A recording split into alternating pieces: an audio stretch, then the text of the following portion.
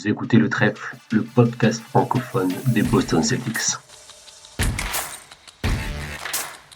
Anything's possible.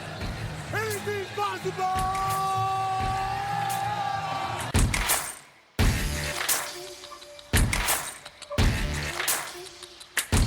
C'est marrant parce qu'en basket, quand Boston est champion, Xavier, on a l'impression que le trophée rentre à la maison.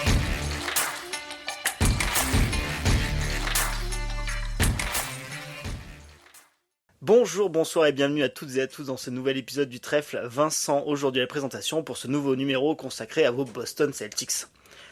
Alors, de quoi qu'on va parler aujourd'hui ? On aurait pu parler rumeurs de trade, arrivée de Jaren Jackson Jr. ou autre Ivica Zubac, ou on aurait pu parler écrans illégaux éventuellement, ou lancers francs non provoqués.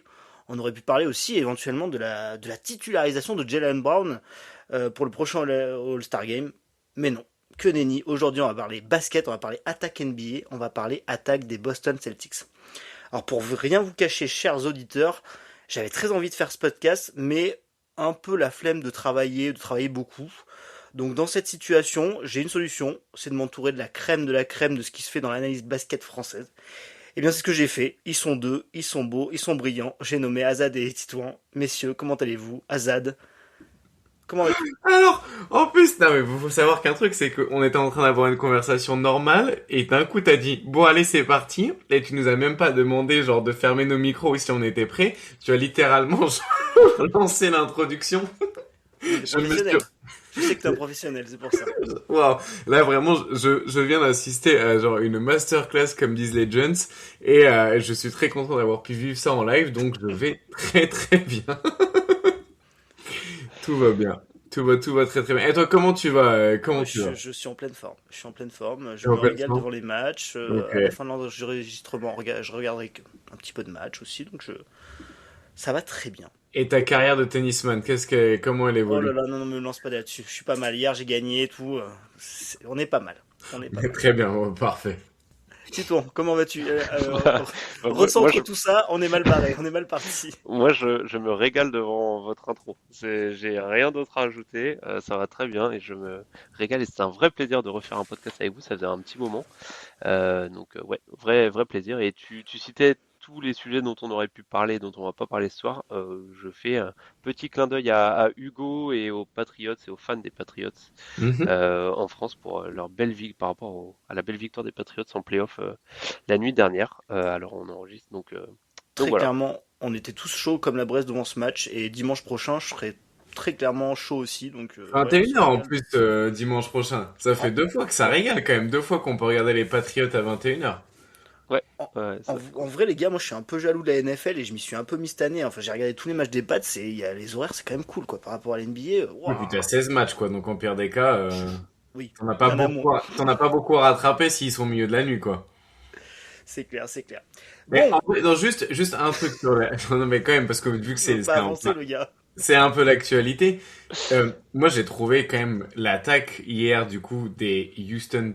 C'est quoi? C'est des Houston Texans, du coup? Texan. Texan, ouais. C'est bien, ils sont. Et en vrai, les mecs, ils ont quand même pris le temps de réfléchir à un nom d'équipe. En tout cas, on peut remercier l'équipe marketing des Houston Texans, du coup. Mais c'est terrible Alors, je sais pas si c'est dû aux conditions météorologiques, tactiques, les blitz, les safety et tout ça du côté du football américain, du coup des Patriots de la New England là. Mais c'était catastrophique en attaque en vrai. C'était un match défensif qui était très impressionnant, j'ai trouvé. Et j'y connais rien en football américain, mais c'est la première fois où je suis genre très impressionné par le niveau défensif entre guillemets et comment ça fait quand même vivre un match. Mais par contre, offensivement, c'était une catastrophe du côté de Houston. Et j'allais dire le quarterback, maintenant du coup, le dernier touchdown des Patriots, là, avec le mec qui rattrape à une main sous la neige le ballon. Ouais, bon, mais c'est une folie en vrai ce sport. Beaucoup de plaisir. Bon, on va vous annoncer la fin de ce podcast et on va se mettre littéralement à la NFL. C'est très clairement, c'était assez chouette. Effectivement, le quarterback adverse, enfin de Houston, a passé très clairement une sale soirée et il me faisait de la peine. D'ailleurs, Ça pour faisait ceux, l'après-midi pour eux, mais.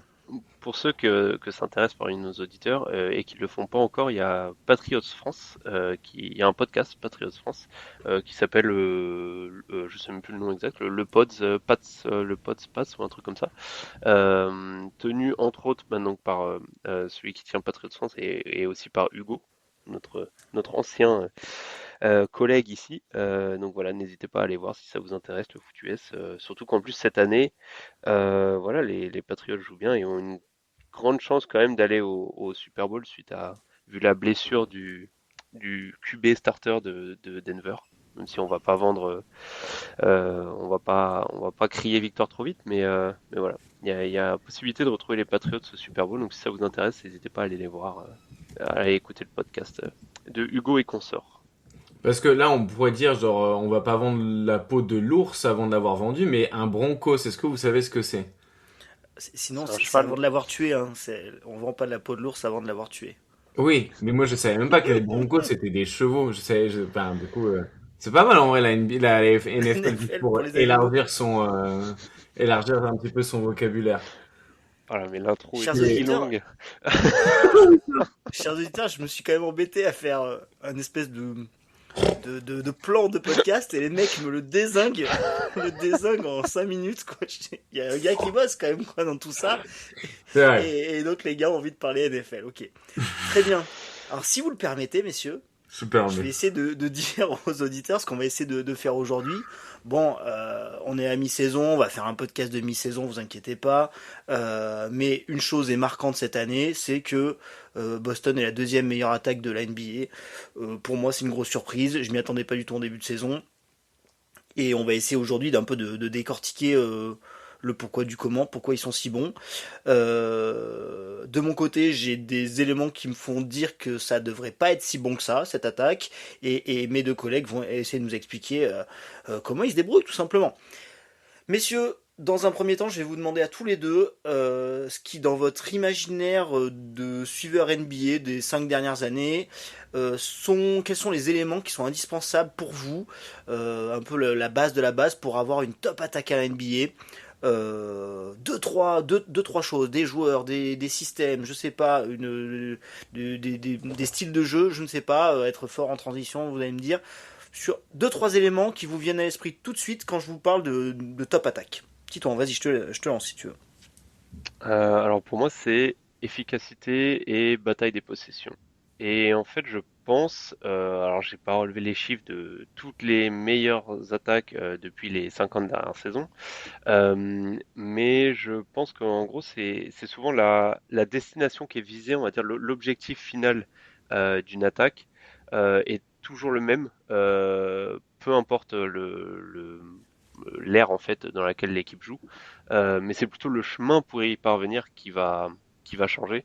Mais je pense que l'objectif final, c'est toujours efficacité, c'est-à-dire que quand tu as la balle en attaque, essayer d'être le plus rentable sur tes tirs. Donc en gros, maximiser, enfin optimiser tes munitions pour que tu puisses marquer un maximum de points avec un minimum de tirs.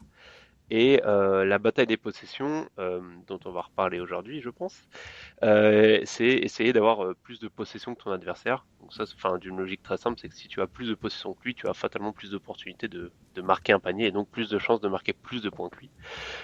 Donc voilà, pour moi, c'est vraiment les deux objectifs qu'ont en tête les équipes NBA, les attaques NBA. Après, pour y arriver, c'est là où ça varie. Euh, Globalement, on a eu la période d'il y a 20-30 ans où bah, l'efficacité, enfin, on cherche l'efficacité avec beaucoup de tirs au cercle, du coup, via des grands pivots, beaucoup de jeux poste bas, proche du panier.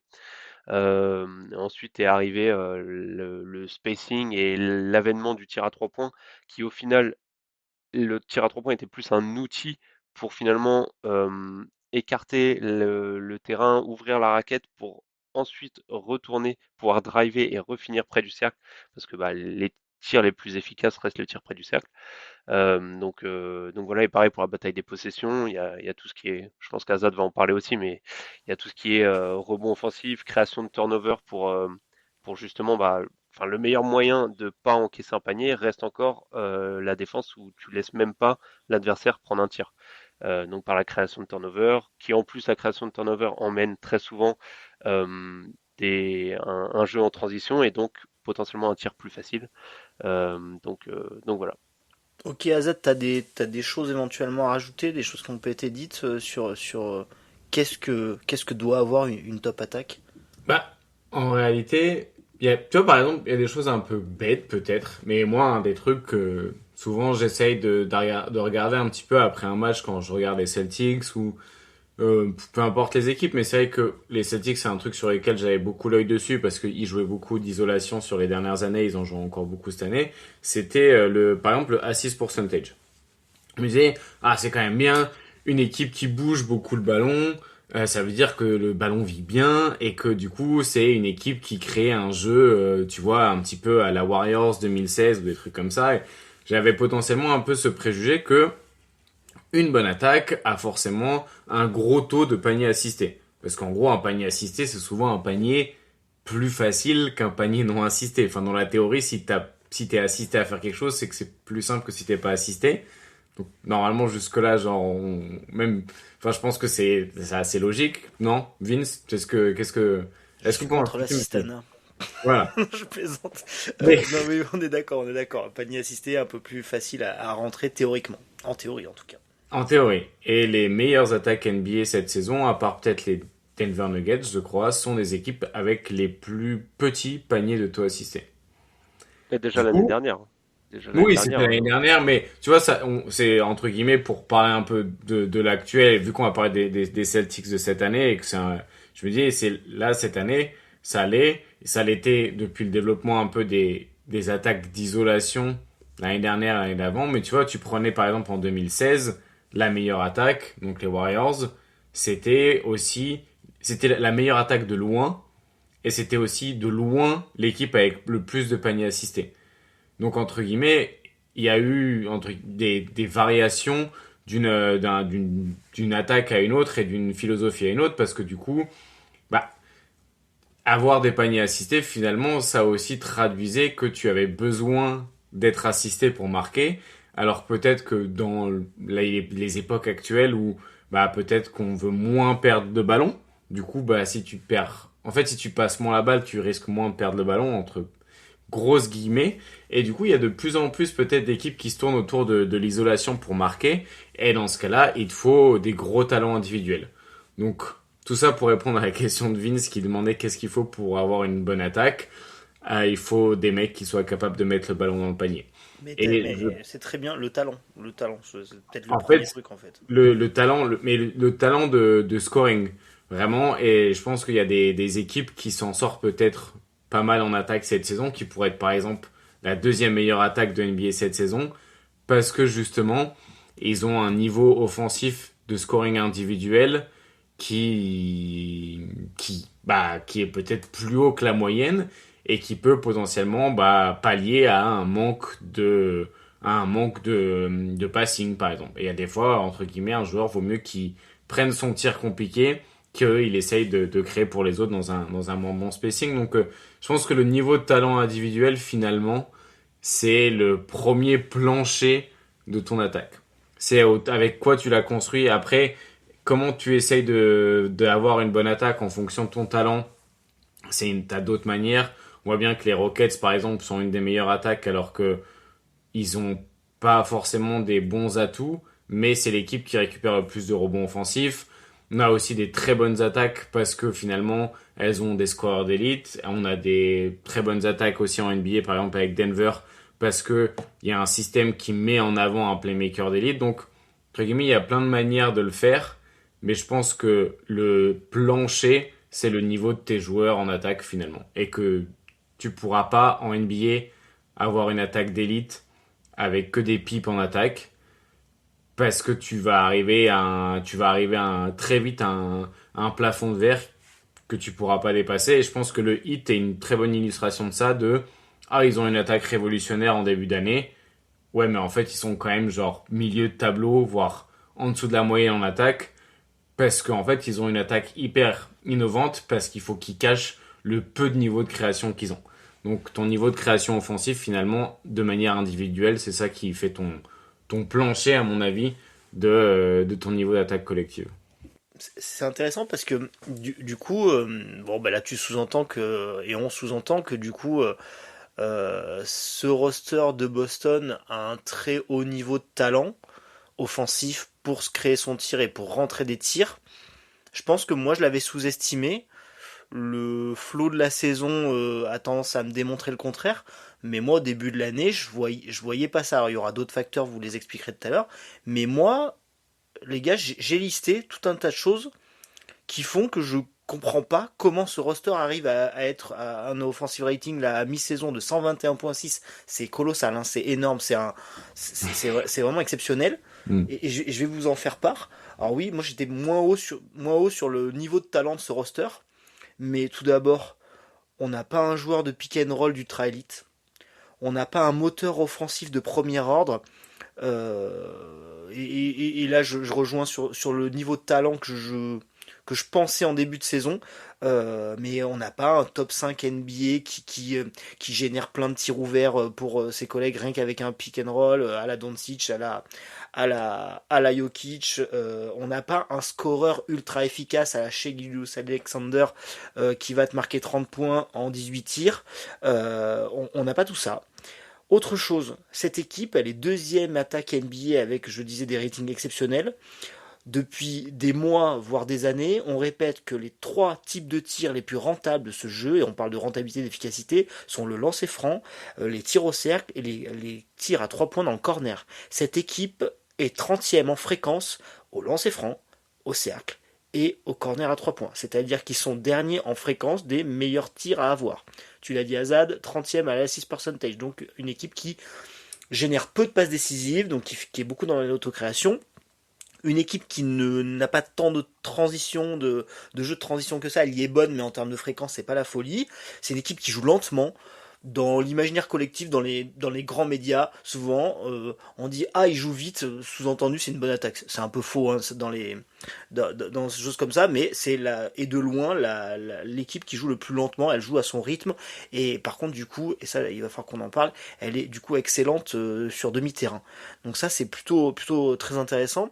Donc ça fait quand même beaucoup de choses, et vous allez peut-être me dire les gars, ah ouais mais on est en surchauffe, les mecs sont en surchauffe, les 4 plus gros usage de notre équipe, Jaylen Brown, 101 de true shooting plus, on rappelle, true shooting plus, efficacité relative à la moyenne, à 100 on est à l'efficacité moyenne, donc 101 tout juste au-dessus de l'efficacité moyenne, Derrick White, 92 true shooting plus, pas bon, Peyton Pritchard 97, Anthony Simons 101 true shooting plus. On n'a aucun mec qui en surchauffe de l'espace, qui est à une efficacité de dingo par rapport à son niveau habituel et classique. Peut-être un tout petit peu plus pour certains, mais on a Derrick White et Peyton Pritchard qui sont en dessous de leur standard des années précédentes. Donc vous voyez, c'est quand même beaucoup de choses. Ou si je pose ce tableau-là au départ, vous me dites pas, si je vous donne tous ces éléments-là, vous me dites pas, ah tiens, cette attaque, elle est deuxième attaque NBA en ce moment. Messieurs, du coup, vous allez m'expliquer tout ça. The floor is yours. Expliquez-nous comment on fait pour pondre un plus 6,6 de relative offensive rating. Ça veut dire qu'on est à plus 6,6 par rapport à la moyenne de la NBA, ce qui est une marque assez exceptionnelle, même pour une équipe aussi forte que l'on est depuis quelques années. Vas-y Azad, je te lance. Explique-nous. Bah, tu vois, tu parlais de l'équipe, elle est pas en surchauffe. Alors, elle est pas en surchauffe peut-être relative à la moyenne, mais je pense que les joueurs que tu as mentionnés, en particulier Jaylen Brown et Peyton Pritchard, sont en surchauffe relatif aux tirs qu'ils prennent. En fait, arriver que Jaylen Brown ait ce niveau d'efficacité-là cette saison, alors qu'il a jamais pris aussi peu de tirs au cercle, et que son efficacité à 3 points avait dégringolé l'année dernière, qu'il a augmenté son volume à mi-distance, qu'il a augmenté son volume de pull-up à 3 points, entre guillemets, il y a une surchauffe, c'est juste que elle est, entre guillemets, elle est un peu, sa surchauffe est atténuée par le type de tir qu'il prend. C'est-à-dire que s'il avait gardé son régime de tir d'avant et la réussite qu'il a maintenant, en fait, peut-être que il serait encore plus efficace, mais tu vois, tu me dis que par exemple Pritchard n'est pas forcément en surchauffe, il est à 60% sur les short mi-distance. Normalement, tu vas chercher des mecs comme Jokic. Je pense pas que Peyton Pritchard ait l'efficacité dans la zone du flotteur de Nikola Jokic, bien que il est quand même un très très bon toucher, il lui manque finalement la taille. on dit que, tu vois, Derek White n'est pas en surchauffe. Il est à 51% sur les longues mi-distances. Jaylen Brown est à 47% sur les longues mi-distances. Avec le volume qu'il a, c'est niveau KD. Je dis pas que Jaylen Brown et Derek White n'ont pas le niveau de KD à mi-distance. J'aimais juste quelques doutes sur le fait que ça puisse durer une éternité. Ouais, mais attends, par contre, sur Derrick White et Pritchard, t'es à 33 t'es tous les deux à 33% à 3 points. Très clairement, c'est des mecs qui l'année dernière étaient flirtés avec les 40, tu vois. Donc, Mais ils ont beaucoup moins de tirs assistés à 3 points. Donc, entre guillemets, oui, bien sûr. le fait que l'efficacité à 3 points de Pritchard et White, elle descend, c'est tout à fait logique. Le fait que sur short mi-distance, alors qu'il y a le même phénomène, ils doivent créer plus de 3 points et ils doivent créer plus de tirs short mi-distance. Il y en a un où c'est un dégringole et il y en a un où ça explose l'efficacité. Entre guillemets, je pense qu'il y a un juste milieu entre les deux, mais c'est sur les tirs les plus compliqués que cette équipe va un petit peu potentiellement au-delà des attentes, malgré un régime de tir qui est quand même assez, entre guillemets, le régime de tir, la qualité du régime de tir, donc c'est calculé par l'efficacité de tir que tu es censé avoir si tu étais au niveau de la moyenne sur tous tes tirs. En gros, c'est un peu l'expected goals de la NBA si tout le monde avait la même efficacité sur tous les tirs. Boston a le 29e régime de qualité de régime de tir. Les derniers, c'est Sacramento. Alors pour le coup, Sacramento, ils ont le 30e ils ont le pire régime de tir et ils ont le 26e pire réussite au tir. Entre guillemets, ça se tient à peu près. Boston a le 29e pire régime de tir et a la 6e effective field goal. Alors, à quoi c'est dû cette différence entre la théorie et la réalité ? Boston, et je pense que pour moi c'est ça le plus étonnant, c'est qu'ils ont gardé la 3e efficacité au cercle. Et pour moi, le coup de génie de Mazzulla, il réside énormément là-dessus. Ça veut dire que l'équipe a plus un spacing d'élite, parce que l'équipe n'est plus censée avoir un 5-out. Et pourtant, tu as une efficacité au cercle qui est à presque 72%, la moyenne étant à 66%. Ensuite, short mi-distance, la moyenne est à 44%, tu es à 49%. Et dans les corners, la moyenne de la ligue est à 38%, tu es à 42%. Donc, les tirs au cercle et les tirs dans les corners, les deux que tu as cités qui étaient les plus rémunérateurs, Boston en prend moins que les autres, mais ils en mettent beaucoup plus quand ils sont dans ces situations-là. Et les tirs que les équipes mettent moins que les autres, Boston en prend plus, le short et le long mi-distance. Par contre, là aussi, ils sont plus efficaces que la moyenne. Boston, c'est peut-être... J'arrive pas à voir peut-être avec Denver. Denver, c'est la seule autre équipe, je vois là dans les chiffres, qui est dans le top 10 à l'efficacité dans toutes les zones du terrain.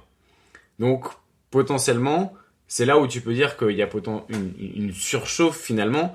C'est que Boston, et rares sont les équipes, et très peu normalement arrivent à avoir un niveau top 10, top 5 dans toutes les zones du terrain en termes d'efficacité.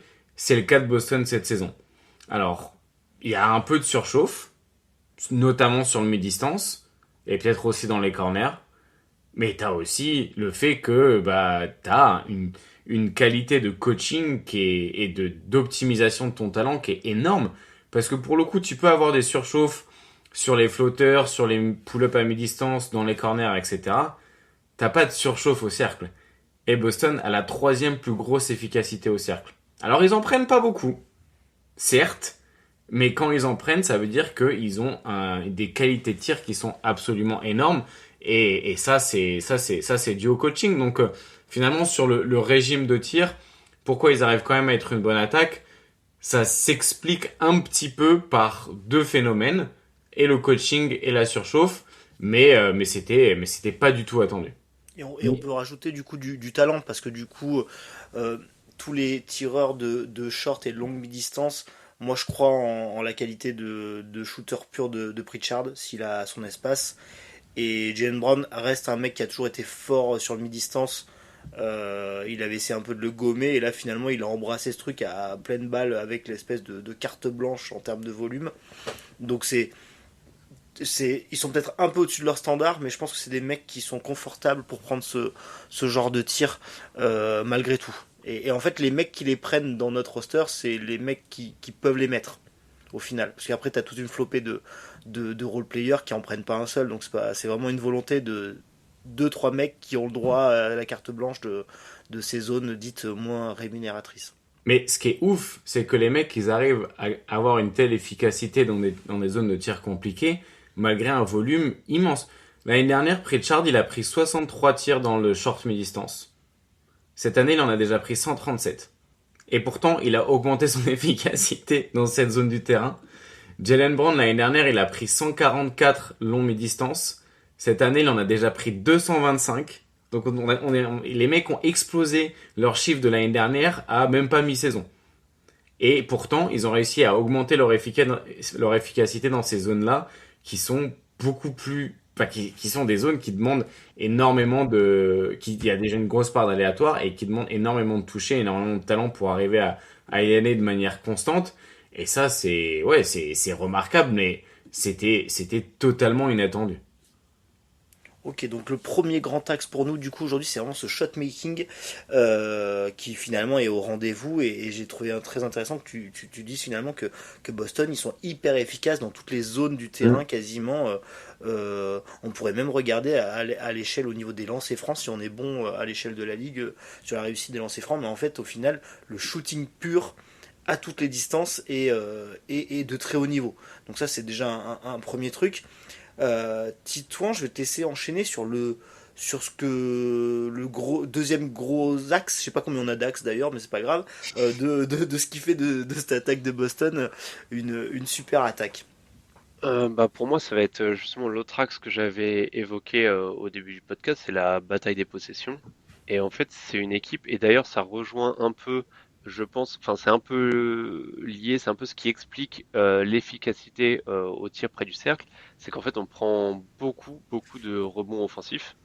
L'équipe est septième au rebond offensif, enfin au offensive rebound percentage. Et surtout, et donc du coup, enfin très souvent quand tu prends des rebonds offensifs, alors parfois tu ressors la balle, mais on l'a vu souvent avec Keta où il y a beaucoup de claquettes, beaucoup de rebonds offensifs où tu remontes direct, et du coup c'est un panier qui est finalement tiré près du cercle.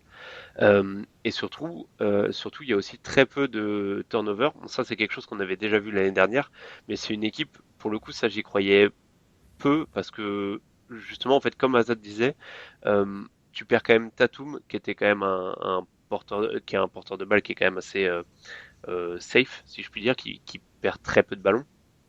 Et je me suis dit, avec un Jalen Brown, et pour le coup, je tire mon chapeau à Jalen Brown là-dessus, mais avec un Jalen Brown qui est plutôt du genre à perdre beaucoup de ballons, je me suis dit, oh, un Jalen Brown avec 33% d'usage, le turnover percentage de Boston, il va exploser. Et finalement, on est deuxième de la ligue, donc deuxième équipe qui perd le moins de ballons. Et en fait, c'est lié au fait qu'on fait très peu de passes. Comme disait Azad, moins tu fais de passes, plus t'as de chance, enfin moins t'as de chances de perdre le ballon. Et je pense que c'est ça et le rebond offensif et du coup tout ce truc de bataille des possessions qui fait que les Celtics en fait ont, Azad l'a rappelé au début, mais est une des équipes qui joue le plus de possessions de toute la NBA. Et donc forcément, même si, alors on a vu, on a une surchauffe au niveau de l'efficacité, mais en plus de ça, non seulement tu as une surchauffe au niveau de l'efficacité, donc sur toute la partie shot making, scoring, mais en plus tu as plus de cartouches que les autres. Donc du coup, tu as un espèce de combo qui forcément t'amène une attaque qui est élite et voire même historique, en tout cas en termes de ratings, parce que du coup, tu as plus de munitions que les autres pour marquer, et en plus, tu vises mieux, on va dire, enfin les munitions, tu les utilises plus efficacement que les autres. Donc ouais, t'as un combo qui est assez terrible. C'est Ah c'est ouais. peut-être une des choses qui permet de compenser le régime compliqué. Parce que globalement, ce que fait cette équipe, on l'a dit, hein, c'est que prend des tirs pas faciles. Ça peut-être on pourra y revenir plus tard. Dans des zones pas forcément rémunératrices. on a dit, hein, le cercle, corner et lancer franc.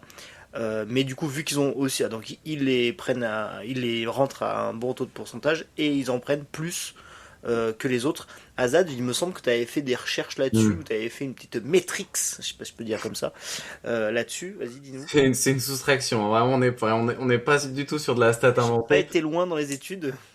Non, Mais- c'était pas là-dessus. En gros, l'idée, c'était de calculer combien Boston avait de true shooting attempts. Donc, en gros, tout simplement, combien ils avaient de tirs ou de lancers francs. Après, du coup, les lancers francs, faut les multiplier par 0,44 parce que souvent, quand tu vas sur la ligne de lancers francs, tu y vas pour souvent 2 fois, parfois 3 fois s'il y a une faute à 3 points, parfois qu'une fois s'il y a un N1. Donc, entre guillemets, le calcul qui a été... le calcul universel, c'est de faire 0,44 par lancer franc. Et en gros, l'idée, c'est de soustraire le nombre de tentatives totales que l'équipe arrive à avoir en attaque et de le soustraire par le nombre total de tentatives qu'elle laisse à ses adversaires par match. Entre guillemets, du coup, ça donne un différentiel entre le nombre de tentatives que tu as pour marquer et le nombre que tu en laisses. Finalement, dans un jeu, dans un sport comme le basket où tu es censé avoir autant de chances que l'autre parce que tu as 24 secondes pour une possession et qu'à chaque fois que tu mets un panier, tu rends le ballon à l'adversaire et théoriquement à chaque fois que tu prends un tir, l'adversaire est censé le récupérer. Avoir des tentatives en plus, c'est presque de la triche finalement parce que tu te bats même pas, t'essaies même pas d'être plus efficace que l'autre, t'essayes juste d'avoir plus de tours entre guillemets. C'est comme si tu chopais un peu. C'est pour ceux qui ont fait du manège. Oui. Pour ceux qui ont fait du manège dans leur enfance, finalement, c'est combien de pompons t'arrives à récupérer en plus de ton adversaire. Et Boston, l'année dernière, était pas très bon à récupérer le pompon. Ils étaient dans la moyenne. Cette année, c'est la 3e meilleure équipe à récupérer le pompon magique qui donne un tour gratuit au manège. Et du coup, quand t'as 3,5 pompons magiques de plus que ton adversaire, sur des choses qui peuvent être aussi serrées qu'au basket qui va se jouer sur quelques possessions, t'as 3 possessions d'avance. Donc ça veut dire à un match qui est censé jouer à une possession potentiellement, en fait, t'en as, si t'es censé avoir qu'une possession d'avance sur ton adversaire à 2 minutes de la fin, en fait, tu peux potentiellement en avoir 4.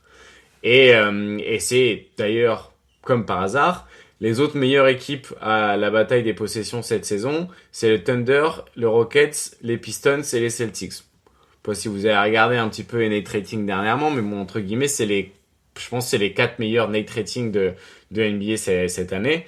Et c'est totalement lié à cette volonté de, tout simplement d'avoir plus de tirs que les adversaires, mais aussi d'arriver à ce que l'adversaire en ait le moins. Et c'est là aussi on rejoint quelque chose qu'on n'avait pas forcément dit en début de podcast sur qu'est-ce qui fait une bonne attaque. Mais il y a des fois, ce qui fait une bonne attaque, c'est une bonne défense. Et c'est justement le fait d'arriver à avoir... La bonne défense va te permettre d'avoir des transitions. Et ça, c'est un truc que les Celtics ont peut-être un petit peu essayé d'augmenter. Alors, ils n'ont pas beaucoup plus de transitions qu'avant, mais c'était difficile d'en avoir moins qu'avant dans tous les cas. Donc c'était une des équipes qui jouait le moins de transitions, Boston, avant. Ils en jouent plus, il y a un peu plus de provocation de perte de balle. Et vu qu'en plus de ça, de l'autre côté du terrain, ils perdent pas le ballon, ça permet d'avoir beaucoup plus d'opportunités de marquer. Et comme vous l'avez dit, ils ont vraiment monté le curseur sur le rebond offensif. Ils sont passés de 18e à 7e au rebond offensif. Le seul endroit où ils sont un peu pénalisés, c'est qu'ils sont passés de 7e à 21e au rebond défensif. Donc c'est le seul endroit où Boston a perdu un petit peu en influence à la bataille des possessions. Mais sinon, au-delà de ça, ils ont progressé vraiment partout. Et comme ça permet d'avoir une meilleure attaque, aussi tout simplement d'avoir des paniers plus faciles. Et je pense que le fait qu'ils soient passés de 30e fréquence sur transition à 24e, ça joue quand même beaucoup dans la faculté à avoir des paniers rapides, des paniers faciles. Surtout, en fait, il y a 2 choses. Ils ont augmenté leur fréquence de transition et leur fréquence de rebond offensif. Donc, entre guillemets, ils ont multiplié sur deux possibilités leur nombre de paniers potentiellement plus faciles que sur du demi-terrain classique. Ok, ok. C'est les deux grands axes qui, moi, me paraissaient évidents vu de loin, entre guillemets. Est-ce que les gars, un de vous deux a une autre chose qui, dans ses recherches, forcément regarder les matchs, hein, bien sûr, qui lui a sauté aux yeux, des choses dans lesquelles Boston excelle finalement, qu'on s'attendait pas forcément, ou même au contraire, qu'on avait l'habitude. Moi, je voulais juste aborder un point, mais je sais pas si on en parlerait peut-être un peu plus tard, mais Azad a ébauché vite fait le sujet, c'est le principe de la création de spacing dans une équipe qui finalement n'a plus autant de shooters qu'avant. Et T'as en fait, peut-être ce raison, ouais. jeu, Alors dans ce cas-là, on va lancer la troisième partie. Dans ce cas-là, on va se plonger là-dedans directement, ce qui est pas mal du tout. Du coup, du coup, on a ces deux grands axes. On a bien parlé, donc bataille des possessions et efficacité au tir. Les gars, petite séance pronostique entre guillemets. On se maintient à ce niveau offensif. Il y a des choses qui baissent, il y a des choses qu'on arrive encore à maximiser. On a parlé de la transition, la fréquence elle est pas si folle que ça. Il y a un monde où ça peut progresser. Tu parlais du rebond défensif d'ailleurs.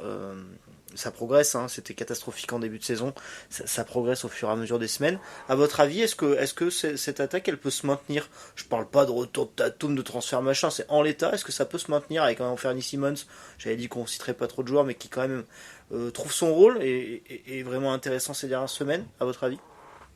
moi, Hmm, je trouve que garder une telle efficacité sur hmm. des tirs qui sont théoriquement aussi peu rentable, comme l'a dit Azal, sur tout le côté surchauffe sur les mi-distances, les choses comme ça.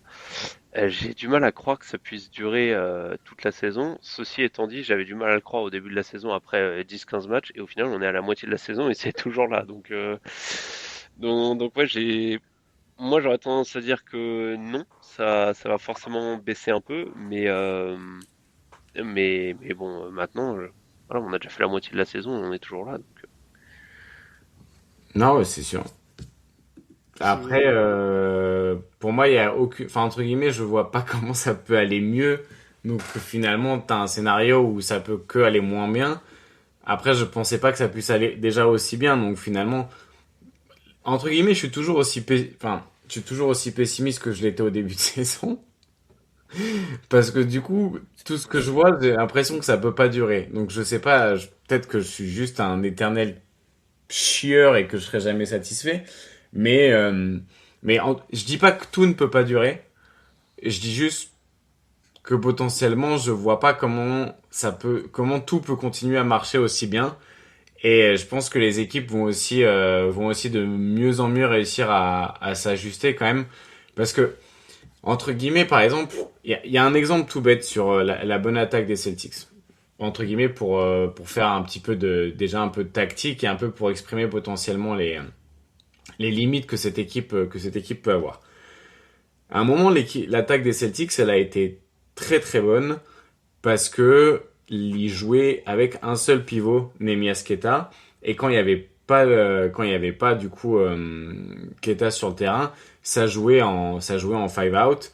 Et en fait, les line-up de five out avaient un excellent offensive rating parce que il y avait déjà une grosse surchauffe à 3 points, puis il y avait une capacité du coup à jouer très vite, provoquer des pertes de balles, provoquer de la transition. Et ils arrivaient même un petit peu à se battre bien au rebond offensif parce que tu avais beaucoup de joueurs qui allaient tout simplement beaucoup se battre là-dessus malgré un déficit de taille avec leur envergure, comme Gonzalez, Josh Minot et tout. Mais ça a fini par s'arrêter parce que c'était une équipe qui était pas c'était des line-up qui étaient finalement pas très compétitives parce que défensivement, tu te faisais vraiment casser la gueule. Là, depuis qu'ils ont arrêté de faire du small ball, ils font jouer beaucoup Luka Garza. Sur, par exemple, du pick and pop. Et il se trouve que Luka Garza, sur cette saison, il a 50% à 3 points. Du coup, forcément, t'as un petit peu ce biais de genre... Et encore une fois, tu vois, je veux pas crier à la surchauffe, mais j'ai quand même un peu envie de crier à la surchauffe sur des trucs comme ça, parce que c'est vraiment ces trucs-là qui tirent un peu vers le haut cette équipe, qui performe très bien finalement un petit peu en jouant là-dessus, parce qu'en plus Garza ou Simmons jouent beaucoup contre les bancs adverses et jouent très bien contre les bancs adverses, qui permet vraiment de finalement de maintenir l'attaque. Mais tu vois, je me dis, l'attaque, elle est quand même, entre guillemets, elle va avoir certaines limites en termes de création tant qu'il y aura pas Tatum sur le terrain. Et l'attaque, elle fonctionne moins bien quand il y a Keta qui est présent. Mais le problème, c'est que défensivement, il apporte tellement que t'es obligé quand même de garder les minutes de Keta sur le terrain. Et je me dis, quand la fièvre Luka Garza va redescendre, pas pour attaquer du pick and pop. Par exemple, le match contre Wemby, le match contre les Spurs, si t'as pas une grosse réussite à 3 points du côté de Garza, la défense des Spurs, elle fonctionne très très bien. Et même avec la surchauffe de Garza, tu mets que 100 points sur le match ou quelque chose comme ça. Donc c'est une attaque qui quand même, au fur et à mesure, si les équipes vont faire des paris et laisser les joueurs de Boston tirer à 3 points parce qu'ils savent qu'il y a énormément finalement de limites dans le shoot-making de cette équipe. Pour l'instant, ça s'est pas vu et ça se lisse assez bien sur la saison. Mais sur un match, je pense qu'il y a des équipes qui vont tenter le coup de laisser tirer Boston parce que t'as quand même beaucoup de mauvais shooters à 3 points et quand tu tires mal à 3 points, bah c'est encore une équipe qui s'en sort pas parce que c'est une équipe qui parie beaucoup là-dessus. Et déjà dans tous les matchs où t'as tiré à moins de 30% à 3 points cette saison, tu les as tous perdus. Et dans ceux où t'as tiré à moins de 35, t'as quasiment tout perdu, sauf des matchs contre Toronto, Indiana, Utah, Philadelphie, New York et Miami. Donc t'es quand même très, très dépendant de ton shoot-making. Ah oui, t'as gagné à la Nouvelle-Orléans aussi, en shootant pas bien. Mais entre guillemets, quand Boston ne shoot pas bien, tu t'en sors pas, quoi. Et ça, c'est pas un truc qui est... Pas toutes les attaques sont aussi dépendantes de leur réussite à 3 points. Et à l'inverse, Boston, quand ils shootent à plus de 40% à 3 points, et ils ont perdu qu'un seul match. Donc t'as quand même une énorme dépendance sur ton shoot-making. Et c'est peut-être là, entre guillemets, la plus grosse limite de cette équipe, c'est à quel point ils peuvent shooter à plus de 40% plutôt qu'en dessous de 35, quoi. Je vais te rejoindre, je me suis fait une petite sélection de joueurs. Autant j'ai dit que Pritchard et White, pour moi, ils peuvent augmenter ce pourcentage à 3 points, en plus sur des gros volumes. Par contre, on a une quintuplette. Walsh, Minot, Garza, Gonzalez, Scheyerman, les mecs à 3 points. Donc t'es à 43% pour Walsh, il était censé pas tirer. Hein. Minot 43, 49-50 tu l'as dit pour Garza, 35 pour Gonzalez, ça se vote un peu, c'est des petits volumes hein, tout ça, et 42 pour Scheyerman. C'est-à-dire que tous tes mecs défensifs qui sont un peu théoriquement des poids morts en attaque, en fait, mine de rien, il y en a 2 ou 3 qui jouent tous les matchs, qui vont jouer entre 12 et 20 minutes, et ils vont tous prendre en moyenne 1, 2 ou 3 points. Mais les mecs, pour l'instant, ils sont dans des bars à 40%. Donc effectivement, c'est ces pourcentages-là, de ces mecs-là, qui à mon avis peuvent se vautrer. Après, c'est des mecs qui sont laissés tout seuls, et on sait que notre coaching staff les encourage à prendre, quoi qu'il arrive, les tirs. Et mine de rien, tu vois, en confiance et tout, on voit que c'est des mecs qui arrivent à se développer. Un Jordan Walsh, on voit qu'il... Ça fait quand même 3 ans qu'il est là et on voit que le 3 points, tout seul, dans le corner, il va être pris sans hésitation. Et les résultats sont plutôt cool. Donc ça peut baisser.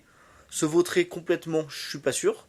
Mais effectivement, il peut y avoir une retombée à 36-37 tranquillement. Effectivement, ça impactera les ratings offensifs. Ce qui est marrant, c'est que, tu vois, moi, pour préparer un autre podcast avec mon ami Baptiste, j'ai regardé un petit peu c'était quoi les plus grosses différences en termes de stats individuelles chez les joueurs. Et quand tu regardes par exemple ceux qui ont le plus, entre guillemets, progressé à 3 points ou les plus en surchauffe, tu retrouves Luka Garza avec plus 25% à 3 points comparé à l'année dernière.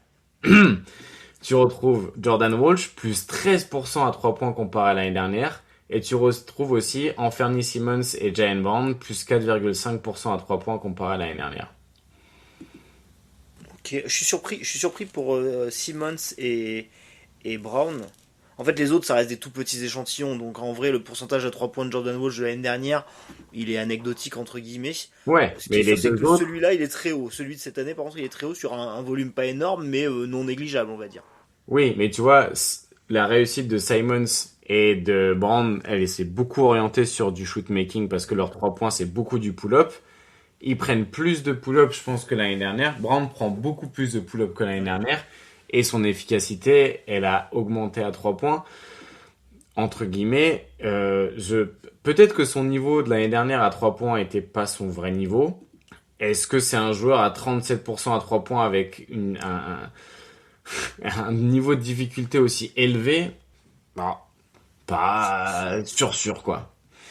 Après, c'est pas un mec il a jamais été élite en catch and shoot, et c'est toujours un mec qui sur pull-up a était pas beaucoup moins bon que son niveau de catch and shoot. Vu que c'est un mec qui a pas forcément un toucher extraordinaire, j'ai jamais trouvé de dramatique. Il a eu des saisons à moins de 30% sur pull-up, mais avec le développement, l'âge et tout, que ça augmente un petit peu. C'est-à-dire que là, il doit être à 36 en ce moment. Ça reste une augmentation, je trouve, raisonnable, entre guillemets. On arrive à bientôt à la trentaine, il a dû prendre des millions de tirs à 3 points. Il y a une espèce d'habitude du corps musculaire et tout qui fait que généralement ces mecs là peuvent progresser. Donc ça me choque pas. Je me dis que ça se trouve il va descendre à 35 ou 34 sur la fin de saison, mais ça me choquera pas, entre guillemets, quoi. Je trouve ça raisonnable. Ok, donc on pense que finalement ça peut baisser un peu, mais avec cette fameuse bataille des possessions qui elle est un truc un peu inhérent à l'équipe, on peut se maintenir à des très hautes sphères, et je pense à minima top 5 NBA assez tranquille, hein, assez tranquille. Mm. Maintenant, ouais, on va parler, on va essayer de rentrer un peu dans le détail de ce que fait le coach. On va essayer de vous présenter des actions qu'on va pouvoir retrouver à tous les matchs. Ils sont un peu j'ai appelé ça les go-to moves de l'équipe, les go-to moves de Joe. Euh, Très belle séquence, très beau nom de séquence en tout cas. Titouan, vas-y, dis-nous ce que vous pouvez nous expliquer sur la tactique qui se passe vraiment sur le terrain régulièrement, des sets et des plays qu'on va retrouver régulièrement pour trouver des tirs bostoniens, entre guillemets. Moi, je veux un format vidéo avec une vignette avec écrit les Go to Move de Joe et, en plusieurs épisodes. En fait, ce que je disais un peu tout à l'heure, ce que je trouve très intéressant, c'est la capacité de Joe Mazzulla à réussir à créer du spacing via les écrans et le passing, notamment de nos intérieurs, notamment de Keita. Alors que on a une équipe qui a pas toujours, contrairement à la saison dernière, qui a pas toujours 5 shooters, qui a même jamais quasiment 5 shooters sur le terrain.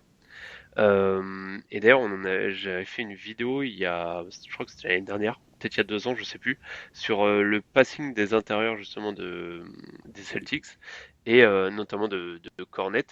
Et c'était Cornet, Tillman, Horford, je crois. Et Azad a fait une vidéo aussi je crois que c'est cette année. Azad, tu m'arrêtes si je me trompe, mais je crois que tu as fait une vidéo cette année sur Keita, où justement tu parles de son connecting. Et du coup, en fait, on voit que c'est super intéressant de réussir à créer du spacing, même avec 2, voire parfois 3 non-shooters sur le terrain, notamment en utilisant Keita balle en main, ou du moins sur des écrans, mais en dehors de la raquette, au niveau de la ligne des 3 points. Et du coup, via des écrans ou via son passing, réussir à faire tourner en fait les joueurs autour, forcer le défenseur de Keita adverse, donc qui est souvent le rim protecteur, le forcer à sortir de la raquette et du coup ainsi libérer des espaces près du cercle.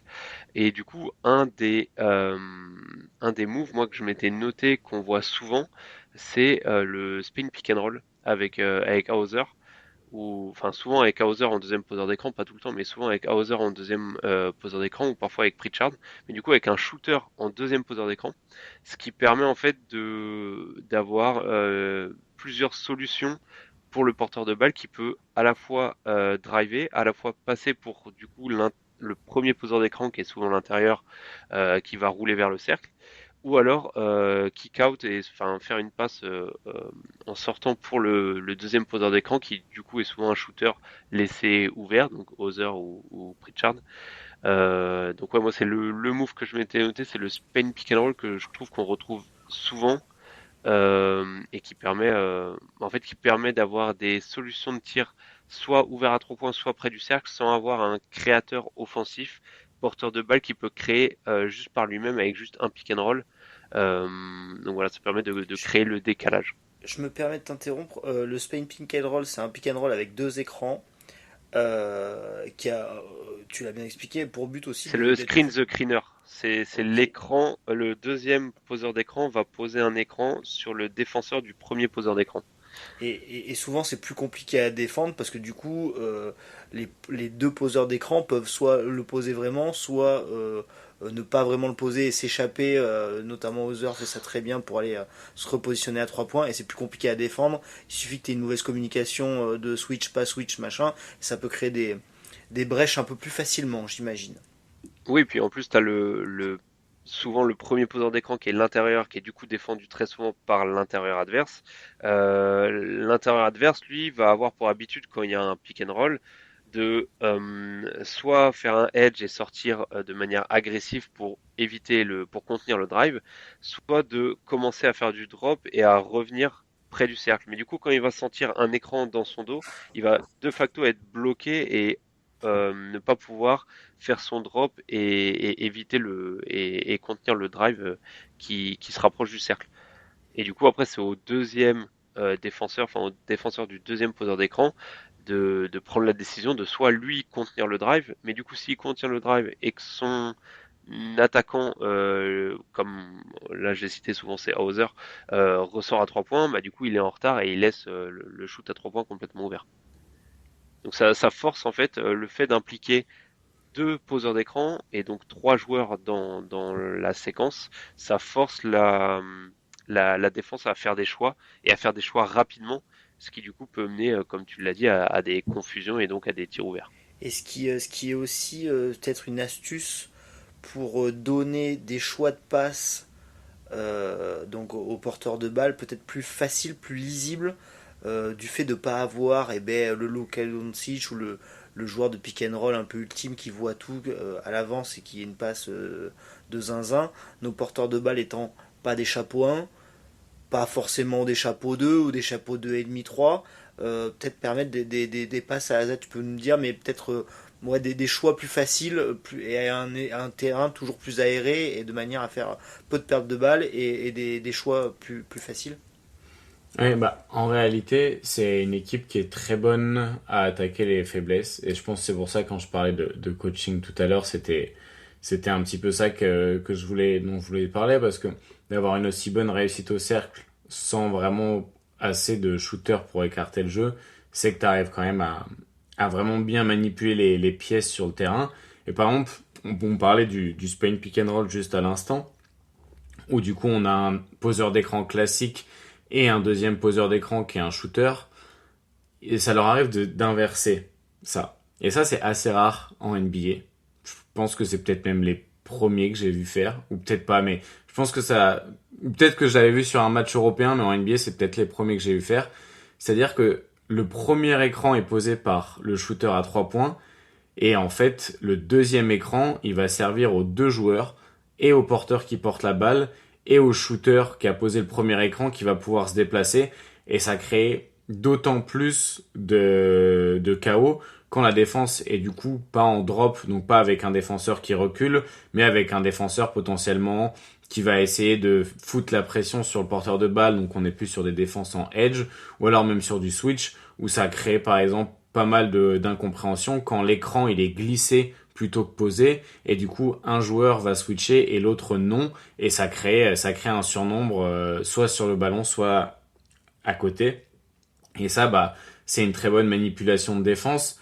Il y a des bonnes illustrations aussi, par exemple contre les Clippers, où ils veulent attaquer le manque d'engagement sans ballon de Harden, et du coup ils l'impliquent sur les aides. Donc c'est-à-dire que c'est de fait d'autant plus de manière intelligente, c'est que pour attaquer ses défauts, il l'implique pas directement comme action, mais il l'implique comme joueur qui est censé aider au moment où il y a un décalage.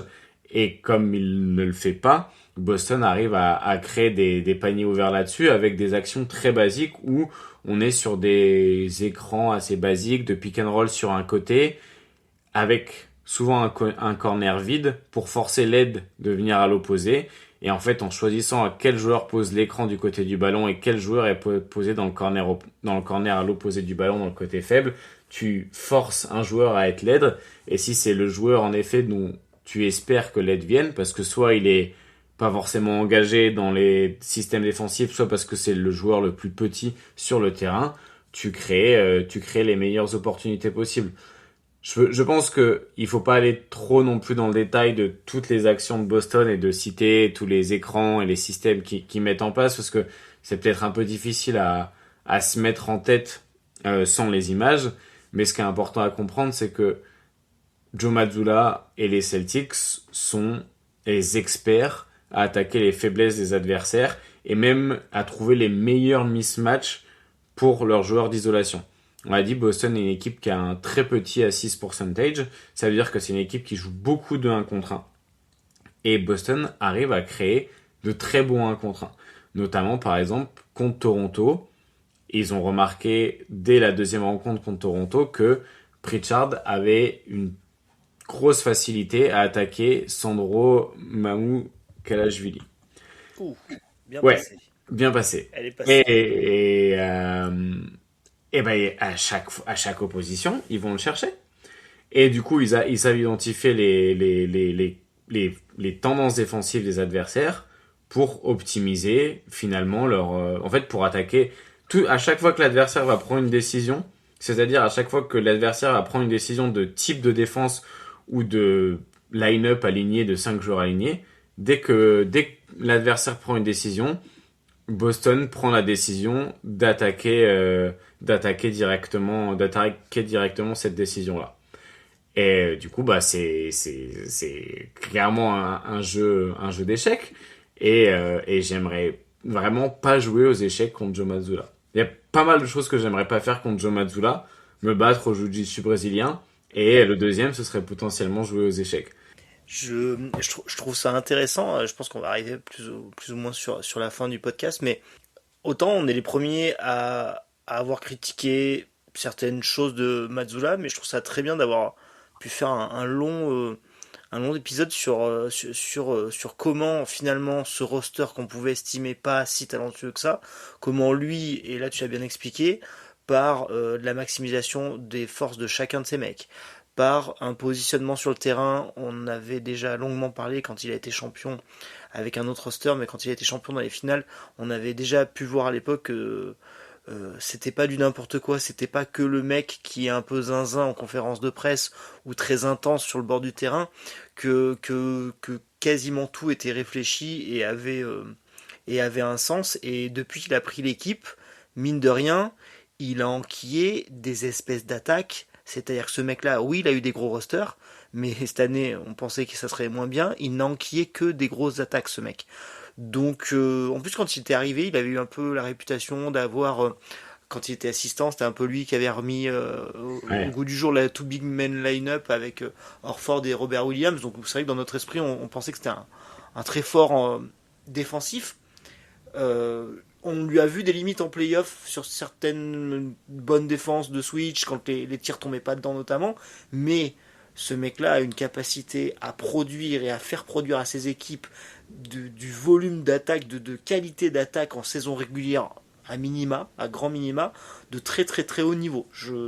Et c'est une constante sur ça fait quoi? Ça fait 4-5 ans là maintenant qu'il est coach.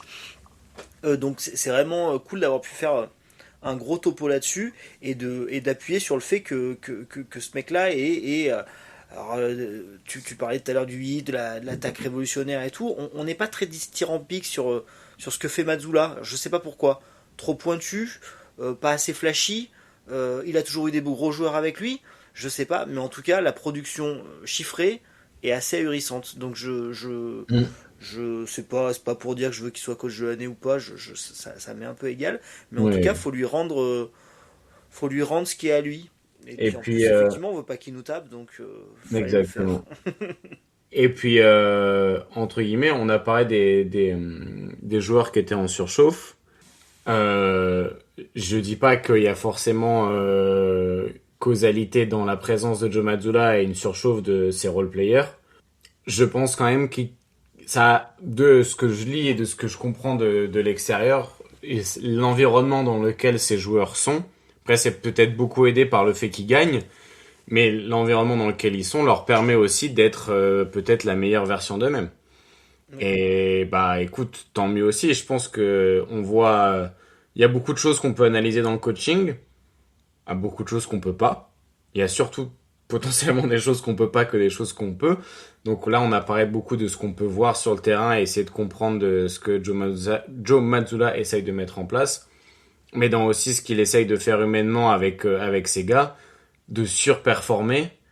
Bah, ça a néanmoins une valeur. Et s'ils surperforment autant tous ces mecs-là dans leur réussite sur le short mi-distance, sur le 3 points, sur les longues mi-distances, sur la capacité à aller au rebond offensif ou à créer des pertes de balles, bah, il y a Joe Mazzulla et il y a aussi tout un coaching staff derrière qui a été choisi par Joe Mazzulla et Brad Stevens. Donc je pense que c'est une réussite tout à fait collective de cette franchise qui a pris des décisions, qui est allé au bout de ses décisions sur de passer sous certains aprons, de faire des économies, d'accepter de perdre en qualité, et d'accepter de pas forcément aller, de pas garder l'effectif tel qu'il était et de prendre des décisions fortes là-dessus, et qui a quand même dit qu'il voulait être compétitif. Alors, Et qu'il l'est. oui. Tu peux le dire, ça. Moi aussi, je veux être compétitif, mais c'est pas tous les jours. Mais C'est tu pas réussis. tous les jours que tu y arrives. Donc, je pense que au-delà de, on a mentionné beaucoup de joueurs, on a mentionné Joe Mazzulla, je pense que ça va même au-delà de tout ça, et c'est vraiment une organisation qui réussit une très bonne année. D'ailleurs, c'est marrant parce que pendant que tu parlais, ça me faisait penser qu'un jour, peut-être qu'il faudrait qu'on fasse même un topo sur ce que le Maine nous a apporté, parce qu'il y a quand même une flopée de mecs qui y sont passés. Alors, Walsh est pas un All-Star, hein, mais il a intégré une rotation NBA d'une équipe deuxième de sa conférence. Sam Hauser avait fait des piges. Enfin, ça bosse bien de tout en haut à tout en bas, entre guillemets. Et si si cette franchise est encore à jouer les premiers rôles alors qu'on s'y attendait pas du tout, on l'espérait pas du tout, j'en sais rien, vous mettez la phrase que vous voulez, au bout d'un moment, il y a plus de hasard. Le long terme, c'est plus du hasard, c'est beaucoup de compétences à tous les niveaux, on en a souvent parlé, mais c'est vrai que déjà ça fait plaisir à suivre, hein, au final, hein, parce qu'on était les premiers, on avait fait un podcast tous les trois en disant qu'on allait tanker, tout ça, et en fait, ils savent pas faire parce que ça bosse très très bien à tous les étages. Messieurs, Titouan, est-ce que tu veux rajouter un dernier mot, ou est-ce qu'on clore ce bel épisode? Non, on a fait un bon tour. Pour moi, tout va bien. Dans ce cas-là, je vous remercie, vous m'avez régalé. Mais merci à toi d'avoir tout préparé. Nous, on est arrivé, on a mis les pieds sous la table. Ouais, donc en fait, moi je voulais pas travailler. Finalement, c'est vous qui avez pas travaillé. C'est toi qui qui as travaille tout dans fait. ce podcast, c'est pas possible. Merci de travailler dans ce podcast. C'est la grande illusion. C'est la grande illusion. Très bien. Donc pour les auditeurs, on va se retrouver très prochainement pour un bilan de mi-saison dans les jours, semaines qui viennent. On va pas se presser outre mesure. Il y a pas le comment, c'est quoi l'expression, le faux poudre. Il y a pas le faux poudre. On va Le faux lac, non? Le faux lac, peut-être. Oui. Oh, On est meilleur en Ouais. stratégie, en stats qu'en expression française, j'ai bien l'impression. Très bien, je vous remercie tous les deux, les gars. À plus tard. Merci à vous. Ciao. Ciao. Bisous. About a 2-second difference between the shot clock and game clock.